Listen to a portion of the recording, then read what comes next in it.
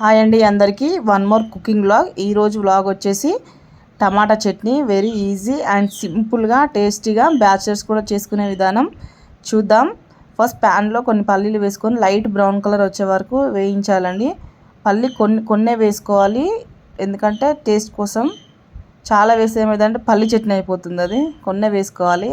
తర్వాత ఆయిల్ వేసుకొని టమాటాలు వేసుకోవాలండి. టమాటాలు ఓన్లీ 4 పీసెస్ మాత్రమే చేసుకొని అలా కొంచెం సాల్ట్ వేసుకోవాలి. నేనైతే దొడ్డుప్పు వాడతానండి, ఎందుకంటే వాటర్ మంచిగా బయటకు వచ్చి ఆ వాటర్ తోటి టమాటా అనేది ఉడికిపోతుంది.